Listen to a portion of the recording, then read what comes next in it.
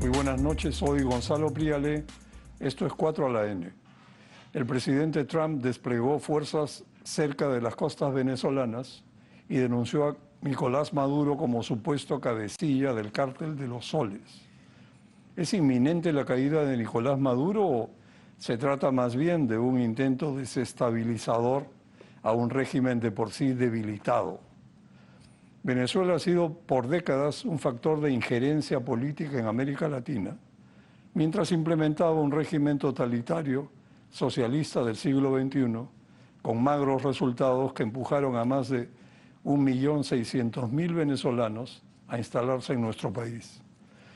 Para analizar las implicancias y repercusiones de la crisis venezolana, esta noche me acompañan Nancy Arellano, especialista en política internacional y presidente de Beneactiva, Carlos Adriancén, decano de la Facultad de Economía de la UPC, y Fabián Vallas, internacionalista. Muy buenas noches a los tres. Buenas noches. A ver, comencemos. Nancy, vamos al principio. ¿Cómo fue que la democracia venezolana se perdió? ¿Qué permitió la subida al poder y su captura progresiva por Hugo Chávez? ¿Acaso los partidos tradicionales se quedaron pasmados? Bueno, fue un proceso irreflexivo en torno a lo que significaba ser demócrata, ¿no? Los sistemas de partidos llegaron a clientelizarse por un lado. Segundo, la bonanza económica mantuvo una movilidad social constante. Y hubo laxitud en torno a correctivos cuando en aquel momento, bueno, tuvimos la crisis de los 80, por ejemplo, pero que era muy distinta, mucho más suave que lo que pasó en países como Bolivia, Perú, etcétera, por el hecho de los recursos que tenía Venezuela en ese momento, ¿no? Creo que la gran lección allí es que, bueno, Venezuela es un país con recursos, no es un país rico, porque la riqueza se genera. En aquel momento nos permitía tener ciertos grados de riqueza, que había ciertos estándares para hacer las cosas. Lamentablemente, las afrentas que se dieron post la instalación del chavismo llevaron cada vez a menos profesionalización de las políticas públicas, el auge del populismo. Eso vino acompañado de un aumento en caja importante por el precio de los commodities y, bueno, una estrategia donde, por ejemplo, Cuba tuvo una significación importante con el tema de las misiones y el uso instrumental de los programas sociales para generar, torcer voluntades, ¿no? Y todo esto en un lapso de control de cambio años. Que debilitó además al empresariado, que clientelizó el financiamiento político, ¿no?, electoral, y la maquinaria del Estado, además haciendo elecciones todos los años, lo que terminó pues debilitando además a la propia oposición. ¿A lo largo de cuántos años fue desenlazándose esta...? 10 años. En 10 años se construyó todo el... O sea, si yo me voy del 98 al 2009, para ser precisos, Chávez gana en diciembre del 98. Estamos hablando de que toma posesión en el 99 y sale la constituyente que hace tabula rasa al sistema político venezolano y someten a Venezuela al electoralismo continuo, que partidos debilitados empiezan a responder de manera errática y luego meten el control de cambio en el año 2003 y controlan el acceso a divisas y con eso quiebran al sector privado. Película interesante. Fabián, ¿quedó debilitado Maduro luego del 10 de enero, en que asumió la presidencia tras elecciones consideradas fraudulentas, o más bien se ha fortalecido porque ha logrado quedarse en el poder? Bueno, yo creo que ambas cosas al mismo tiempo, ¿no? Fortalecido en tanto que internamente la única forma que sobreviviera, digamos, el régimen chavista de las elecciones del 28 de julio es justamente la unidad de la cúpula militar, sobre todo, que tiene altos cargos no solamente institucionales, sino también económicos, ¿no? Si uno analiza la economía venezolana, los principales militares están justamente en estas empresas estatales en general, ¿no? Ahora, A nivel internacional la verdad es que no se pudo debilitar más a Maduro porque siempre ha habido países de escape, ¿no? Que le han dado oxígeno, ¿no? Como es el caso de Brasil, como es el caso de Colombia, lo que puede Cuba, porque creo que Cuba dejó de ser algo económicamente importante, pero vive en un aislamiento y un debilitamiento constante, pero sólido. No creo que sea un Estado fallido, como dijo la presidenta Dina Boluarte, porque un Estado fallido es cuando la estructura político-jurídica, económica se cae, pero no se ha caído, ¿no? O sea, no es esa situación la de Haití, ¿no? Ahora, ¿puede caminar a ese rumbo? Posiblemente, ¿no? Pero se mantiene allí el régimen por el oxígeno que le da sobre todo Rusia y en cierta manera China. Bueno, Carlos, recuerdo que Venezuela tuvo Si una me época... permites, Sí, claro. por favor. Voy a discrepar con los dos. Comienzo con la doctora. Venezuela muestra claramente un proceso de subdesarrollo, de caimiento económico desde los años 70. Pero esa es la pregunta que te voy a hacer, permíteme. Encantado. Recuerdo que Venezuela tuvo una época de auge en los años 70, justamente. Hoy es un desastre. ¿Podrías darnos una panorámica de cifras sobre el ascenso y caída de la economía venezolana? Por supuesto. Venezuela ha sido el único país latinoamericano que desde que hay cifras confiables tuvo un producto por persona equivalente al 70% del producto por persona de un norteamericano en su momento. Algo que nunca ha obtenido ni Argentina, ni Brasil, ni México, solo Venezuela. Desde entonces, Venezuela entró en caída libre. Primero con mercantilismo, con corrupción, con debilitamiento de instituciones, régimen tras régimen. Y luego finalmente llega la dictadura de Maduro y de Chávez, donde se asemeja mucho a un país, un país fallido, porque el nivel de prostitución de su gobernanza estatal es impresionante. Es africano. Su control de corrupción burocrática, su cumplimiento de la ley. Uno tiende, los latinoamericanos, tendemos a creer que somos mucho mejores de lo que somos. Y de hecho hace poco, siempre cuento la historia, pero voy a contarlo una vez más, conversaba con un abogado que me decía, pero no somos africanos. Entonces agarré los índices de gobernanza que publica el Banco Mundial y se los puse para todos los países latinoamericanos y para el Congo, y para Uganda, y para Zambia, que son mis preferidos africanos. Y estaban en la misma línea, años luz del mundo subdesarrollado. Incluso Argentina tiene una institucionalidad deteriorada. El caso de Venezuela es especial. Sí, en mi opinión, visualizando a Acemoglu Robinson, tiene fuertes incapacidades, porque cuando la ineficacia del Estado es tan grande, cuando la corrupción del Estado no proporciona ni elecciones libres, ni servicios básicos que mantienen a la gente, y eso pone al señor Maduro en una situación muy precaria. Es como el próximo gobernante de Perú. También tiene estos índices africanos y si no limpia, no me preocupa su programa, va a fracasar. Mientras no ordene lo más valioso en un país, que es el servicio público, la burocracia, mientras esa no cumpla la ley, mientras no sea incólume, limpia, no hay forma. No hay forma. Y América Latina lo ha mostrado. El hundimiento de América Latina como porcentaje de la economía mundial, que es cosa que no queremos ver, es de 2 puntos del PBI mundial. Claro, no supera el mundo occidental que ha perdido 25 en ese lapso. Pero no importa, nos hemos comprimido y no nos damos cuenta. Venezuela es un ejemplo emblemático en América Latina, tanto como mi querida Bolivia, que nunca subió del 3% del PBI norteamericano. Nosotros estamos muy bien, estamos en 8%. Pero hemos tenido declive también. Pero el de Venezuela he buscado, y con esto acabo, en toda la base de indicadores de desarrollo del Banco Mundial. Nadie ha caído desde tan alto como tu país. Claro, y por eso decía lo del clientelismo, que es corrupción, pues. Pero no comenzó en los 70, ni en los 80.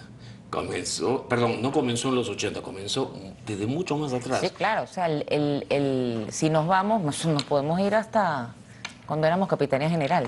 porque de hecho Miranda decía... Hay cifras desde que era... Yo sé, estaba pero Leoni. Miranda decía bochinche, ¿no? En efecto, hay cosas que tienen que ver con la idiosincrasia, que tienen que ver con las dimensiones culturales. Venezuela Solo tiene una defensa de Leoni. dos... Leoni sabía quién era el enemigo de Venezuela, Cuba. Lo Sí. tenía muy claro. Perdón. Bueno, avancemos un poco. A ver, Nancy, ¿es realista suponer que podría haber una insurrección popular que, sumada a una rebelión militar, logre desde dentro de Venezuela acabar con la dictadura? Bueno, ¿O es un wishful thinking? sí, es difícil, porque creo que justamente la verdad es que creo que políticamente Venezuela ahorita es un estado híbrido. Básicamente porque ha perdido el control, el monopolio de la fuerza coactiva al aliarse, coludirse con grupos paraestatales, donde entra el ELN, donde entra la FARC, la presidencia de Hezbollah, etcétera. Entonces tienes, a esto se suma además el narcotráfico, ¿no? Entonces tienes primero un hecho económico que ya no responde a actividades lícitas, que entra dinero en la economía y Venezuela se ha vuelto una lavadora en ese sentido, pero hay un chorreo. Y ese chorreo, además, y esto va en línea con lo que comentaba antes, con lo que quería comentar, y es que hay una herramienta muy interesante de Hostef sobre las dimensiones culturales, y Venezuela tiene dos indicadores muy altos. Uno es la indulgencia, es decir, la propensión a la búsqueda de placer, y el otro que tiene es la competencia. Quiere estar en el grupo ganador. Entonces, lamentablemente, dentro de estas dimensiones culturales, y además tiene menos resistencia a la autoridad. Entonces, resulta muy peligroso si no se trabaja pues estructuralmente, ¿no? Para hacer sentir o acercar lo que es la aspiración de la dimensión con la realidad de la aceptación de cómo vemos el comportamiento colectivo. Muy interesante. Fabián, se dice que Venezuela representa una amenaza en términos de seguridad hemisférica para la región, pero esto parece no surtir efecto alguno. ¿Se romantizó la fuerza de la presión internacional? ¿Cómo se puede consolidar la presión diplomática sobre el gobierno de Maduro si México y Colombia o Brasil asumen posiciones divergentes? A ver, para resumirlo, identifico más o menos 4 momentos en el cual hubo un intento de un diálogo internacional para ayudar a democratizar Venezuela, ¿no? Al comienzo de los años 2000, 2001, 2002, 2003, la OEA llevaba un tipo de diálogo para poder hacer espacio a la oposición. Luego tuvimos en el Grupo de Lima, hay que acordarse de lo que llevó PPK, ¿no? Pero Páez Kuczynski organiza un grupo para poder persuadir y presionar al gobierno chavista. Luego, con ayuda de otros actores internacionales, también hubo un proceso de diálogo en 2018, 2017, que también fracasó. Y por último, vemos hasta que Estados Unidos, no con este gobierno, sino con Joe Biden, negoció ciertos permisos petroleros si es que llevaba unas elecciones limpias, transparentes, y también fracasó, porque le dieron esos permisos petroleros para que exporte y al mismo tiempo no cumplió su palabra al gobierno venezolano. ¿Cuál es el común denominador de todos estos intentos? El de que no ha habido un bloque, la América Latina, sólido para poder presionar. Siempre ha habido, y en estos últimos días lo podemos ver también, países como Brasil, que estuvo ciertamente distanciado de Venezuela en un momento de las elecciones del 28 de julio, pero que eso le presionó al BRIC para que no ingresara a Venezuela, porque Venezuela quería ingresar al BRICS. Pero que finalmente esto es un salvavidas, igual que el gobierno de Gustavo Petro, ¿no? Que tiene más migrantes venezolanos que el mismo Perú, ¿no? ¿Cuántos tiene? 2 millones. 2 millones. Pero bueno, y ahí también hay muchas familias colombo-venezolanas, también es cierto. Entonces, en ese caso, digamos, ese ha sido el común denominador. Y además, sabemos la tremenda deuda que tiene el gobierno venezolano con las potencias mundiales, ¿no? Con China, que ha prestado dinero, y desea recuperarlo y sabe que un cambio de régimen significará pues borrar la cuenta, ¿no? Y a cero. Y por otra parte, pues Rusia, ¿no?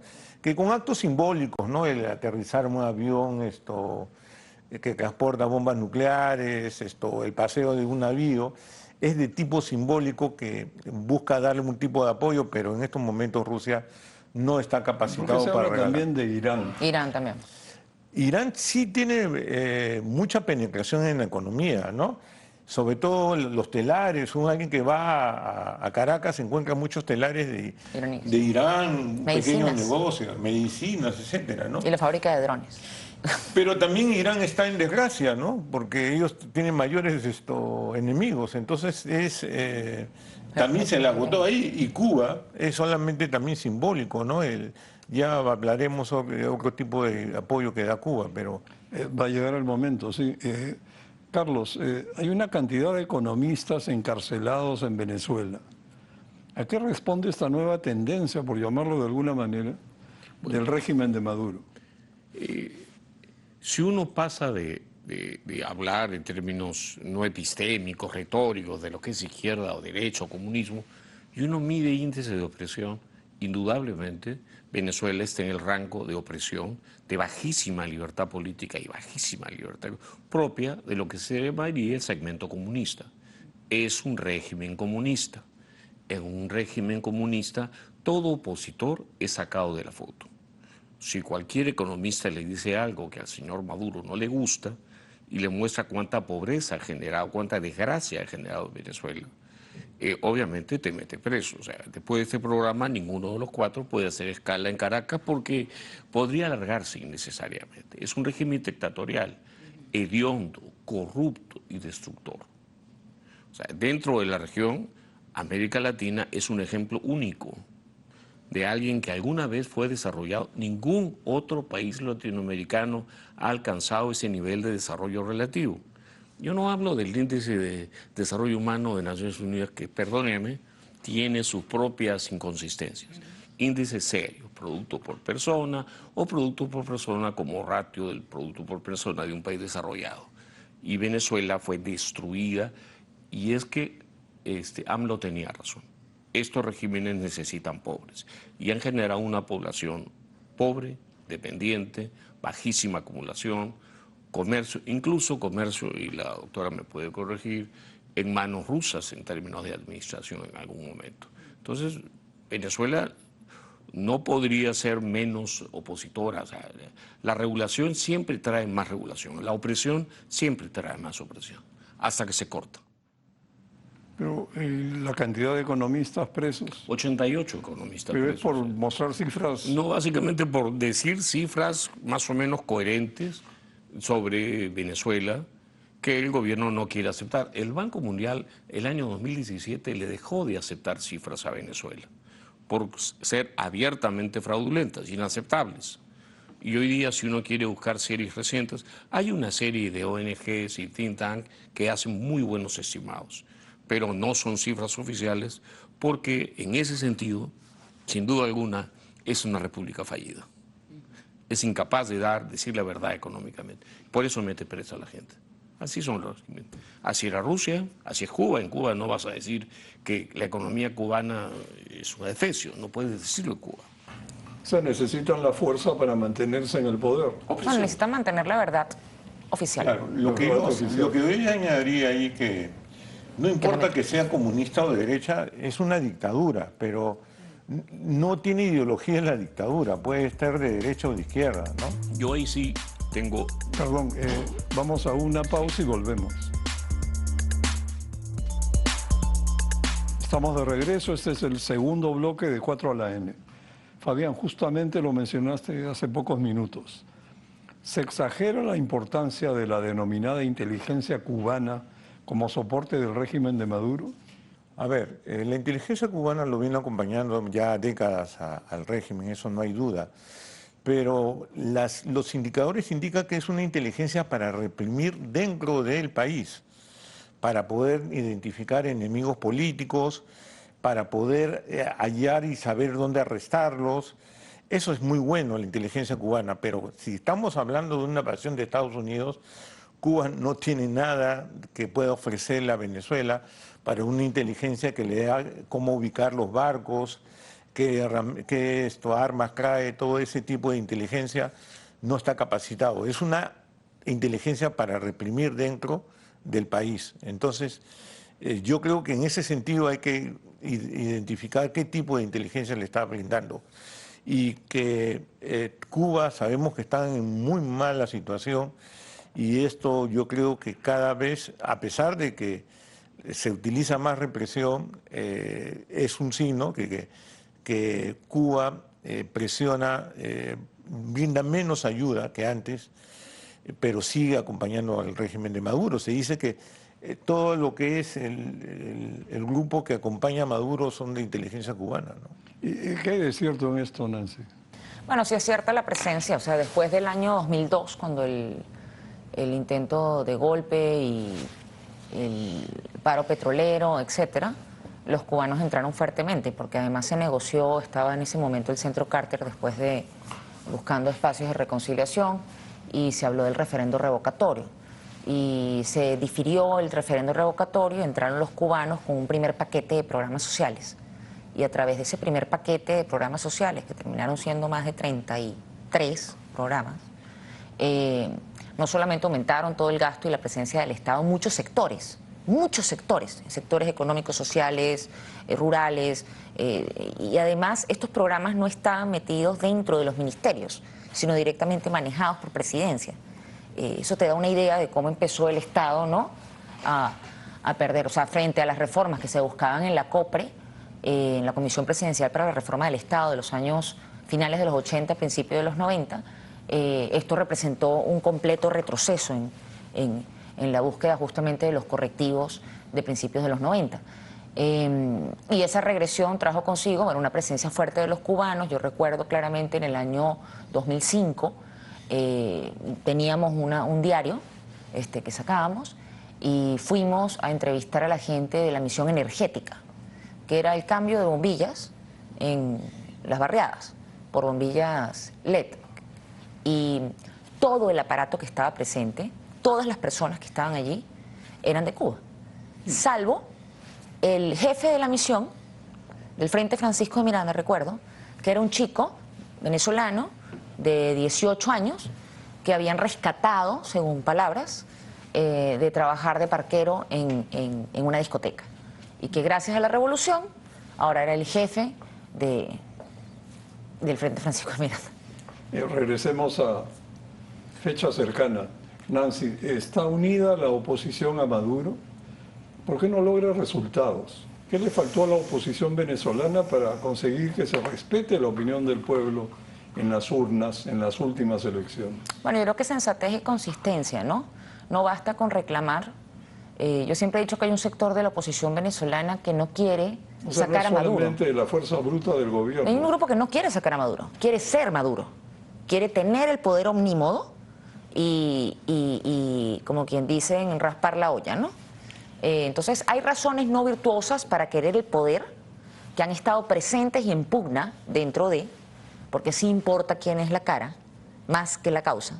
Y por otro lado, ha habido falta de correctivos internos importantes para retomar la confianza de las bases populares.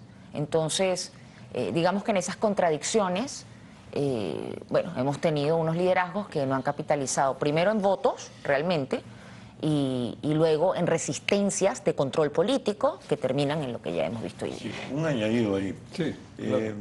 Hay un grupo definitivamente que se ha insertado en estas relaciones clientelísticas, y para ellos es importante tener su bolsa, ¿cómo Clap, le denominan? clap. Clap, ¿no? Su bolsa clap, con sus frijoles, con su arrocito y alguito más, pero carne nunca llega, ¿no? Sí, lamentable. Entonces, por otra parte, los que deberían estar luchando por una democracia ya no están en el país. La migración ha sido también una especie de válvula de escape, de presión de los jóvenes que buscan oportunidades y se van a otro país, a cualquier parte, menos quedarse ahí, ¿no? Entonces... Entonces que llegó un momento en que se volvió una lucha demasiado asimétrica. O sea, nosotros estuvimos 10 años Esa fue una marchando en película. calles, Claro. 10 años con muertos, Venezuela tiene un total de más de 400.000 muertes violentas. Entonces, esos son unos niveles absurdos y allí entran ejecuciones extrajudiciales. Es el único país que está en la segunda fase de investigación de Latinoamérica en la Corte Penal Internacional. Entonces, es una lucha muy asimétrica frente al poder de fuerza, el poder coactivo y la criminalización. Venezuela está lamentablemente ahorita en lo que uno llamaría un estadio prepolítico, porque el uso de la violencia indiscriminada por parte de actores oficiales y no oficiales es un continuum. En ese sentido, es muy difícil que los demócratas, por medios democráticos, podamos ejercer dentro del territorio, porque eres un daño colateral de la máquina que sigue trabajando en un país donde la minería ilegal sigue alimentando a estos grupos, que se ha vuelto una lavadora del narcotráfico y que está estratégicamente ubicado para afectar a la región y para seguir alimentando otros regímenes desvalidos que tienen el mismo modus operandi. ¿Y falta liderazgo? ¿Hay alguna figura que sea líder indiscutido? Bueno, nadie puede dudar ahorita que María Corina Machado tiene un liderazgo. Sí. Nadie puede dudar el papel, el rol que ha cumplido para el endoso de confianza a un Edmundo González.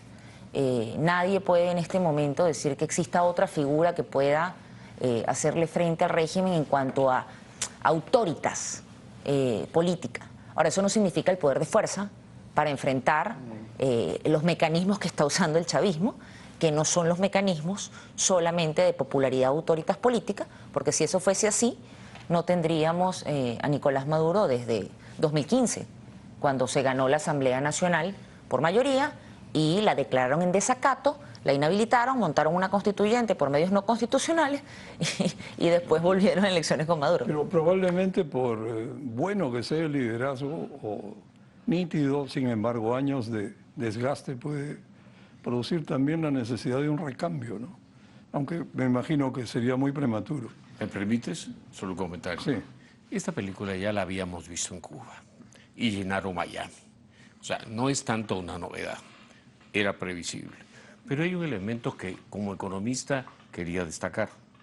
Cuando en el proceso de declive, antes del declive final desgarrador en Venezuela, se intentan aplicar políticas sociales, eso contrasta que los cubanos podrán ser buenos en béisbol, discutiblemente en medicina, pero en economía son nulos.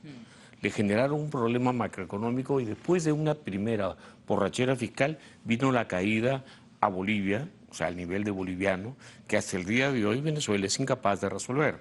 Entendamos los peruanos, por favor, los consejos económicos cubanos son malísimos para Venezuela y para el Perú. Justamente, Carlos, quería preguntarte, ¿en qué se parece o se diferencia la crisis económica venezolana de la crisis boliviana? Son parte de la misma receta. En cierta medida, ¿Quiere decir consecuencias de la misma receta? Son básicamente consecuencias de una receta. Hay un agente en América Latina llamada La Habana, tal vez económicamente haya sido pulverizada, pero la receta funciona y es exitosa en toda la región. Aquí hasta hace poco se preguntaba por qué el resto de países izquierdistas de América Latina no salen a defender a Venezuela, porque son izquierdistas, porque tienen... Cuba es un banco de inversión ideológico, canaliza financiamientos y, por ejemplo, cuando en el Perú casi no hay protesta que no tenga financiamiento, no hay que preguntar de dónde viene. En Venezuela, en Colombia, en Chile. Entonces, vamos a decirlo así, aquí hay un fenómeno económico con un intermediario de gobierno de izquierda en una región que, si miramos los indicadores de opresión de la región, pues ha transitado abiertamente a la izquierda. En América Latina no hay nada más falso que ser de derecha. No hay nadie que defienda libertades, ni uno solo, salvo Milei, que se declara libertario. Pero recién comienza. Son países de izquierda la región. El Perú tiene niveles de opresión tan grandes que cuando cantamos somos libres, de risa. Tenemos una opresión económica enorme y opresión política medida, no es mi opinión. Vean las cifras de Freedom House o de Heritage para cada uno de los indicadores. No nos engañemos, tenemos que regresar. Fabián, según parece, la fuerza desplegada por los Estados Unidos no alcanza para invadir a Venezuela ni para extraer a Maduro. ¿Tú ves probable un conflicto armado o en realidad Estados Unidos busca concesiones de Venezuela? ¿Y cuáles serían estas concesiones? A ver, yo contestaría con 2 puntos, ¿no? Uno de ellos definitivamente busca bloquear el pase de todas las embarcaciones de lo que es el Cartel de los Soles, donde hay militares venezolanos que ayudan al narcotráfico para trasladar sus productos. Y esto es un problema de ingreso económico para Venezuela, financiado parcialmente por el narcotráfico. Y lo segundo es que a Estados Unidos no le cuesta mucho desplegar su tropa, y en algún lugar lo tiene que poner. Y esto, mira todo lo que ha ocasionado dentro de Venezuela. Más que un intento de invadir al país, es un intento de desgastar al país en general, ¿no? Con reacciones, porque sabemos los cientos, hasta puede ser miles de millones, que significa desplegar supuestamente, aunque yo no me como el cuento, desde luego, 4.5 millones de milicianos, o simplemente la armada, o simplemente los tanques, ¿no? Entonces eso lo va a hacer entrar en una crisis más profunda a Venezuela. Entonces vamos a decir que es una guerra de nervios, ¿no? Que le he implementado al gobierno de Maduro para que se desgaste en más corto plazo de tiempo y también para cortarle los fondos que directamente llegaban a través de los carteles de la droga, que lo que me temo es que como el efecto globo de aire, que uno presiona en una parte, ahí está el Océano Pacífico. Se pueden trasladar al Océano Pacífico y ahí yo no sé qué será la reacción de Estados Unidos en general. Sí, bueno, eso además hay que añadir que, o sea, en línea con lo que viene diciendo, por ejemplo, como no tienen ese número de personas, han lanzado este tema como de reclutamiento masivo, donde, contrario a la Constitución, están volviendo a obligar a la gente, tipo recluta, a reclutarlos obligadamente, y eso está generando en las clases populares más incomodidad. Eso también es cierto. ¿Hasta qué punto el fenómeno de la penetración de los medios violentos del Estado híbrido pueden afectar una reclamación o una agudización de la contradicción dentro de estos grupos paraestatales? Es lo que habría que ver.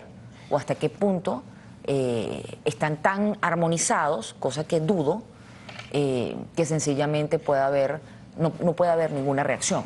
Pero me temo que la reacción no va a ser por el virtuosismo nacional en ese caso, ¿no? Creo que allí es donde ese liderazgo que debería terminar de fortalecerse tiene que entrar con otras razones para equilibrar. Para complementar lo que mencionas, Nancy, por otro lado, Maduro, como suele ser natural, califica el operativo de Estados Unidos como ilegal, una amenaza para la estabilidad, Hasta ahora no. un plan criminal para un cambio de gobierno, etcétera. Intenta crear pues la narrativa de una invasión gringa para generar apoyo, me imagino. Y tiene aparentemente miedo de las fuerzas internas que buscan un cambio, sospecho. ¿Se mantendrá a salvo de esta, en sus palabras, amenaza? Bueno, ha habido gente que... ¿Lo va a debilitar realmente? Hay gente que ha salido, bueno, uno ha sido Capriles, que dice que él cree en la soberanía territorial y en la soberanía popular. Entonces dice que si bien sigue reclamando el tema electoral de los resultados del 28 de julio, está en contra de la entrada de Estados Unidos al territorio venezolano. Ahora, hasta el momento, no ha entrado. de forma frontal, exacto, ese es mi punto, no ha entrado. Entonces, ¿hasta qué punto hay juegos narrativos, insisto, de posicionamiento allí?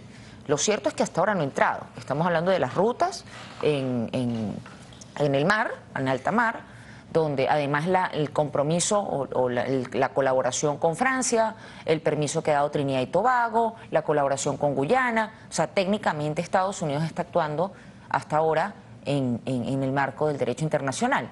Entonces, insisto que aquí se están generando narrativas para buscar generar, ¿no?, un poco de oxígeno, que es bastante difícil cuando tienes que agarrar reclutas y empiezas a incomodar hogares, a jóvenes, Sí. etcétera, Sí. etcétera. Ahora, hay un punto importante. Es cierto que yo creo que no piensa en una invasión, pero sí hay la posibilidad de ataques quirúrgicos con puntos muy específicos que golpeen tanto al narcotráfico como a algunas Claro. objetivos de valor del gobierno de Maduro, ¿no? Eso es importante. Si uno analiza, por ejemplo, es interesante ver las imágenes de la movilización, vamos a encontrar que son personas de 50, 60 años los que se movilizan. Y uno puede preguntarse, ¿y dónde están los jóvenes, no? Los jóvenes están por toda América Latina, Estados Unidos, etcétera. Pero no hay una masa que pueda apoyar militarmente y ser importante en una Puede ser milicia. instrumentalizada, sí. Es casi cuando Alvin Toffler hablaba de dos olas, ¿no? De cantidad de soldados versus tecnología, ¿no? Claro. Evidentemente los jóvenes están en esta mesa, en un miembro de esta mesa. Gracias por lo de joven, pero claro ya, que según sí. la estadística no. Solo hay un comentario que me gustaría añadir sobre lo que ha dicho Fabián. Y es que a mí me da cierta pena, después de que escucho las declaraciones del secretario del Interior americano, cuando acusa al señor Maduro de millones de muertes americanos por la crisis de fentanilo, te voy a decir que ese señor ya se debe ir despidiendo de su familia. Dada la forma como está operando hoy día lo que se llama la geopolítica internacional, yo no le veo muchos años de vida al señor Maduro. Yo no sé si hay una operación quirúrgica, si se va o si se queda, pero que va a ser castigado ejemplarmente el día que esté nadando en su piscina, apuesto tranquilo por eso. Lamentablemente, porque a mí no me gusta la muerte de nadie, pero esa declaración es una declaración que a mí me quitaría el sueño y me obligaría a despedirme de todos mis familiares. Le achaca la muerte oficialmente de millones de americanos por la crisis de fentanilo. Ese hombre casi es un cadáver. Carlos, vamos a ver un tema económico. Parece que el fracaso económico de Venezuela, Cuba, Bolivia, no amedrenta a la izquierda radical, aquí por ejemplo, que incluso plantea o sigue planteando una nueva constitución refundacional. ¿Estamos condenados a dar saltos para atrás cada cierto tiempo en Latinoamérica? A ver, lo que más me preocupa no es el elector peruano que vaya a votar por alguien que le diga que le va a dar lo mejor de lo mejor, sino que en el Perú también la superestructura ha sido tomada. O sea, tenemos autoridades electorales dudosas, un poder judicial que va a depurar a su discreción, es decir, un escenario electoral turbio. La posibilidad de que volvamos a elegir un tipo raro o seleccionar a un candidato con esa tendencia no es descartable. Pero si los candidatos llevan personeros, el Perú va a tener un tipo más sensato y va a tener un futuro más optimista. Ojalá votemos bien, votemos por el menos malo. El Perú se salvó de Castillo, con la señora Dina crece 3%, que no alcanza ni para el pan, pero es bastante mejor que menos 10, menos 12, claro, que es lo que nos hubiera llevado Castillo.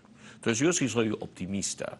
O sea, creo que si hubiera elección, y eso lo dudo, por la calidad de nuestra gobernanza estatal actual, si llega a haber una elección donde se cuentan los votos, el Perú va a estar tranquilo, porque la gente siente hambre.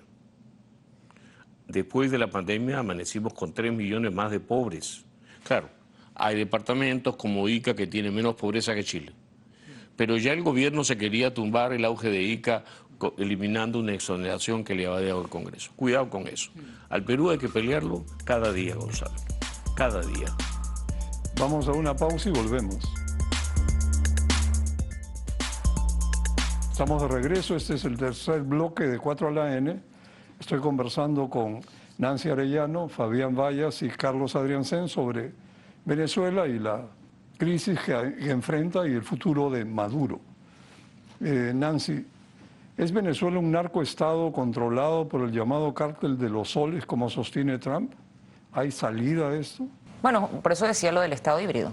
Sí, en efecto, es un estado que está coludido, renunció al monopolio de la fuerza coactiva y que además hace uso indiscriminado de la fuerza a nivel directo dentro de sus instituciones de poder coactivo, pero además ha permitido el dominio territorial por parte de agentes extranjeros y grupos paraestatales. En este sentido, sí, por supuesto, y la legitimidad para defender cómo se afecta o cómo se puede determinar que Venezuela es un peligro para la seguridad regional, es una realidad. Y respecto del bloque anterior, creo que el tema de justo los jóvenes y el rol que cumple la diáspora en este momento es súper importante, porque creo que hay una buena parte de reserva moral dentro del país y también hay una parte muy importante de reserva moral que está fuera del país, justamente porque han podido ver otras realidades, porque han podido alimentarse de libertades, porque la tecnología está allí también poniendo en conexión, le guste o no a Maduro, a las redes sociales, al WhatsApp, y porque la propia ineptitud hasta para establecer un régimen ultra cerrado, pero tener la búsqueda de gollerías ha hecho que se instale internet satelital y otros proveedores donde ellos no pueden poner los bloqueos. Entonces, eso está ocurriendo también, hasta donde la propaganda del chavismo puede dominar al 100% la narrativa. Es difícil, la verdad, que logren hacerlo, y creo que la muestra ha sido el año pasado, el 28 de julio. No hubiese ganado Edmundo González con más del 70% si el aparato estatal realmente funcionara. Entonces volvemos con el tema de que hay un Estado fallido allí, incluso en controlar sus apetencias de ser un poder omnímodo, ¿no? Y dime, ¿hay mucha pobreza en Venezuela? Sí, claro. Hay mucha pobreza y además hay un segmento más rico, producto de esta economía ilegal.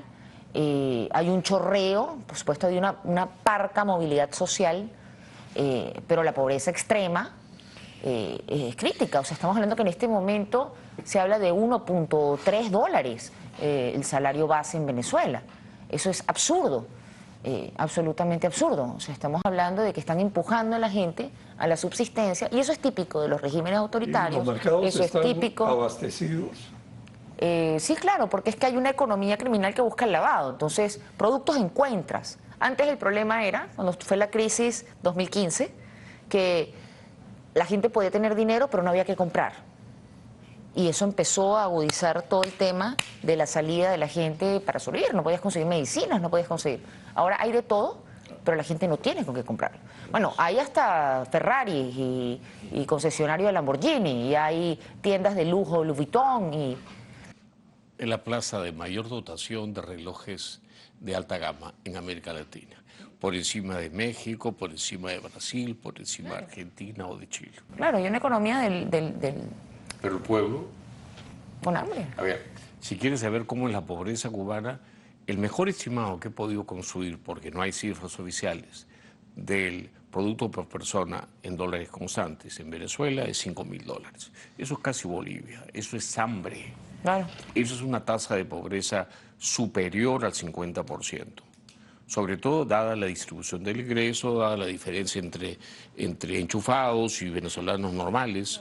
Entonces, los enchufados les va muy bien, los mercas. Es un régimen socialista, pero con ribetes mercantilistas. Se oprime también para beneficiar a un grupete que está feliz con Maduro. Por eso cuando me dicen que no aparecen opositores, no la voy a incomodar a la doctora, pero yo digo el triste fin de Caprile, por ejemplo. El triste fin en medio de sombras. A mí la verdad nunca me incomoda. Entonces, bueno, a mí me rompió el corazón una persona que parecía un líder de esos democráticos y terminó siendo un hombre acomodado. Entonces, en Venezuela es muy difícil no acomodarse, como en el Perú no fue fácil estar desacomodado en los tiempos de la hedionda dictadura de Juan Velasco Alvarado y todos sus alfeñiques que lo rodean. Sí, la rigidez o la flexibilidad. Las dictaduras son así. Sí, lo traen acomodatísimos. Claro. Fabián, ¿Qué culpa tienen? Los gobiernos cambian, ellos son gobiernistas. ¿qué repercusiones puede tener aquí la situación venezolana, por ejemplo, en los siguientes meses y en la campaña electoral? Bueno, además de la división clásica, que va a haber un sector que va a aplaudir, que son partidos de derecha, y otros que van a condenar, que son de la izquierda, yo creo que yo llamaría a una segunda reflexión si es que apoyan, por ejemplo, una invasión, ¿no? Yo estaría ahí con mucho cuidado, yo lo tomaría, porque crea lo que es el antecedente. Y no ha habido invasiones en Sudamérica, la última que hubo fue en Panamá, de tropas estadounidenses, ¿no? Para cambiar un régimen. Y yo llamo a la reflexión porque sabemos que la presidencia es totalmente impredecible, como dice el señor Donald Trump. ¿Qué pasaría, por ejemplo, como ya sucedió en su primer gobierno, cuando tuvo el problema de Colombia, el aumento de la cocaína, de la exportación de cocaína? El mismo Donald Trump, siendo su amigo inclusive personal, que así se denominaba el expresidente Duque, lo que hizo fue justamente anunciar sanciones contra Colombia.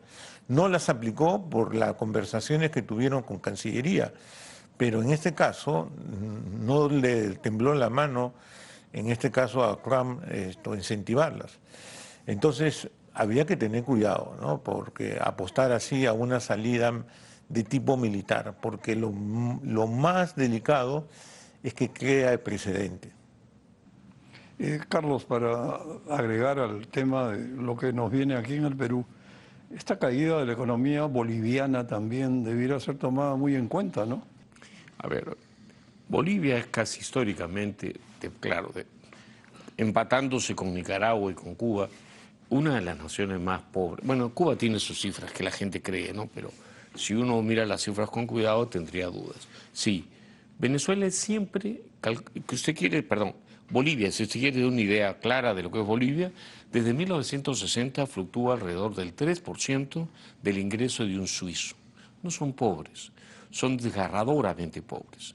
No existe departamento del Perú que no sea o mucho más rico, 3 veces más rico, o 50, 60% más rico que Bolivia. Bolivia es un ejemplo de fracaso en la región. ¿Por qué? Porque básicamente también son un Estado muy corrupto, muy inepto, y se mantiene ahí en su condición vamos, con respeto, plañidera mediterránea, olvidando que Suiza también es mediterránea. Los problemas de Venezuela y de Bolivia, en eso voy a referirme a los dos, no son de recursos naturales, porque Bolivia tiene pocos recursos y Venezuela muchos. Los problemas son institucionales. Lo que determina la riqueza de una nación, lo escribió un escocés hace más de 200 años, son las instituciones. Con instituciones podridas no hay plan de gobierno, no hay carita bonita, no hay buena intención. Mientras las instituciones no sean... Pero también capital humano, ¿no? Claro. Es que hay acumulación de capital humano y de capital físico cuando las reglas lo permiten. Asimov y Robinson llama a esto economías inclusivas. Las que saquean lo que hay, como Venezuela, y lo que no hay, como en Bolivia, son pobres y son economías extractivas, como el Perú. Por eso nunca hemos levantado cabeza. Nunca hemos llegado más allá del 9% del PBI per cápita. El Perú se debe eso, entender que requiere instituciones para crecer. No son los recursos naturales, nunca fueron. Sí. Y quiero añadir algo ahí dentro del caso boliviano que también debe llamar a la reflexión. Evo Morales no va a ser presidente, pero no ha sido desactivado políticamente. Está ahí presente. Y Evo Morales tiene el know-how cómo derribar gobiernos. Agoni o González Sánchez de Lozada lo pudo derribar justamente buscando sus muertitos, desprestigiándolo. Tiene ¿no? los votos que van a dirimir cuál de los dos va a salir. Seguramente va a salir por la característica que es un poco más, con mayor relación con las comunidades campesinas, ¿no? Yo no subestimaría a Evo. Ya, pero Tuto Quiroga no, tiene una imagen muy directa. Evo Morales yo creo que sigue siendo una presión política para Venezuela, perdón, para Bolivia, y hay que tener mucho cuidado con lo que va a hacer con el próximo gobierno. Y para Perú. ¿No? Y para Perú no es un buen vecino.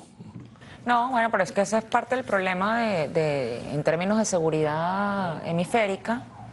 Parte del problema es cómo comprendemos esas relaciones que se están dando dentro de los países y cómo la destrucción institucional, ya hasta los cimientos, y la generación de esta hibridización en los estados puede ser sumamente peligrosa.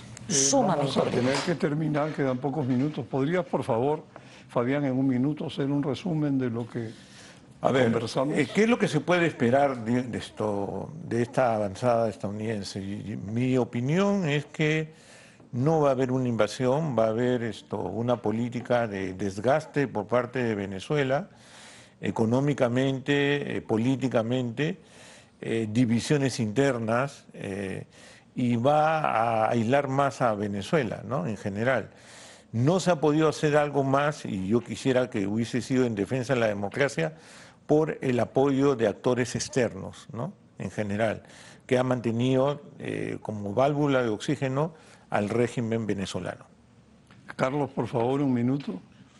Yo políticamente no podría decir qué va a pasar por la cantidad de incertidumbre que hay. No sé cuánto va a durar Maduro, no sé cómo se va a comportar la oposición. Lo que sí puedo decir que en el caso venezolano le va a tomar décadas comenzar a recuperarse. Temo darle la mala noticia a Nancy, a Rafael y a muchos amigos míos venezolanos. Ellos no van a ver ni siquiera la mitad del producto por persona que tenía, por ejemplo, León, y que he citado varias veces. ¿Por qué? Porque el daño en Venezuela es ¿Te institucional. refieres al presidente Leoni de Venezuela? Sí. ¿Que fue presidente en qué años? 1964 más 64, 64, 69. un hombre ejemplar, un adeco. Pero lo que hay que saber que Venezuela, igual que Argentina, igual que Perú, tienen un trabajo de limpieza y de recuperación del orden enorme, que les roba décadas. Acordémonos, en el Perú en los 90 no crecimos. Limpiamos lo que dejó Velasco y la Izquierda Unida. Ahora crecemos porque hubo algún orden que ha comenzado a revertirse con antirreformas. Pero eso es Perú. En el caso de Venezuela no la tienen fácil. No es petróleo, no nos equivoquemos. Es institucionalidad. Sí. Está podrida en Venezuela. Tus palabras finales, Nancy, por favor. Bueno, yo creo que sea como sea, la causa sigue vigente, entonces hay que hacer todo lo que se pueda hacer para que se recuperen las instituciones en Venezuela, se creen las que nunca han existido, y creo que allí sí hay que arrancar por mantener la inflexibilidad respecto de los espacios de libertad y probidad. Creo que la crisis de Venezuela arranca por una crisis de valores que vino en parte por la abundancia de dinero que estuvo presente, y yo creo que hay lecciones que aprender en ese sentido y entender que el tema de las sanciones, si no hay correctivos para los nuevos flujos criminales de dinero, difícilmente podemos avanzar. Creo que es un camino, una encrucijada, poder pensar o decir que alguna opción es preferible porque hay vidas humanas de por medio, pero ¿cuántas vidas más se van a perder si seguimos ignorando lo que ocurre? Bueno, ha sido muy grato conversar con ustedes. Vamos a terminar el programa y muchas gracias, Fabián, Carlos y Nancy. Muy buenas noches.